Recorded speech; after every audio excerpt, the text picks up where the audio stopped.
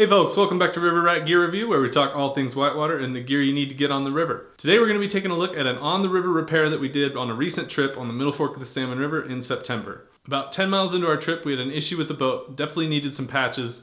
We were able to pull over, quickly do a temporary fix and get it down to camp about 10 miles further, where we were able to do a permanent repair in camp.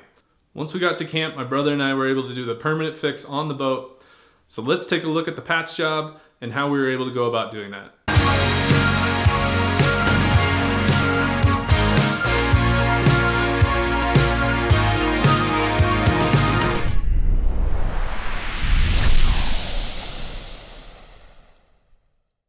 So here we are initially below Powerhouse Rapid after being notified that there was some holes in the boat.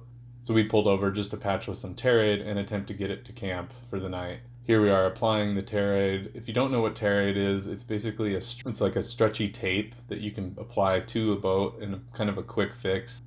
This worked pretty well. We had 4 areas, top and bottom of the floor, that we had to access and patch with the Terraid. This would allow us to get to camp and then attempt a permanent patch in camp. So once we were in camp, we began the process of doing the actual repair, pulling the boat out of the water, de-rigging it, getting a floor accessible on the bottom. We traced out our patches that we needed on the holes in the floor of the boat, as well as our repair material to get matching patches. Then we began to sand the areas, getting the area ready for glue.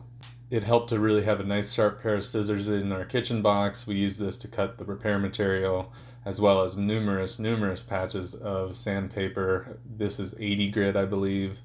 And we also used a roller rasp and the end of the rasp to abrade the material and create a really good adhesion once we applied the adhesive. One of the better things we used was some cheesecloth to actually get the MEK on there with the cheesecloth and apply it to both the patch and the floor. So once we've sanded and prepped the initial patch as well as the hole on the boat with MEK, we applied our first layer of glue.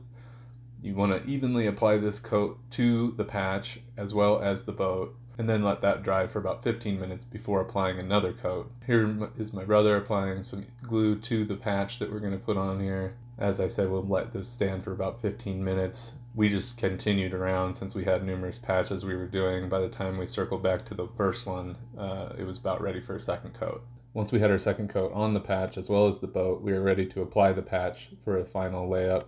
Here my brother's just flashing the patch as well as the surface of the floor with some MEK just to reactivate the glue real quick, get it nice and sticky. Once again, utilizing that cheesecloth that doesn't leave any lint or anything behind. It's important to lay the patch on the edge of your trace and then basically roll it so that no air is trapped in the patch. Then once that's down, you want to use some tools, either roll it out with a roller or using a valve tool in your repair kit with the flat end, pushing out from the middle to the ends, making sure you get out all the little bubbles or any air that might be trapped underneath the patch. So once we finished with the first patch, we went on to the second, applying a second coat of glue, waiting for that to dry a bit, and then flashing it with MEK right before we're able to lay the second patch.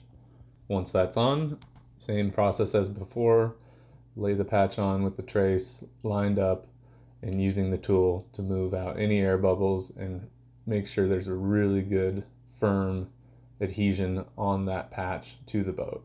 Be sure to check the edges and make sure they aren't coming up on any sides of the patch. Here we are laying the last little patch, same process, pushing out all the air, making sure you get the edges really firm. All in all, if you've done a good job with the prep and application of the patches, these should be permanent repairs that you shouldn't have to deal with for quite some time. So that's a look at the patch job we were able to do. The fix lasted a full 12 days on the rest of the trip and had no issues since then. This time of year, low water Middle Fork salmon, we definitely knew going in that we needed to have our repair kits dialed and all our materials in place, good glue, the right chemical solvents that we needed per boat.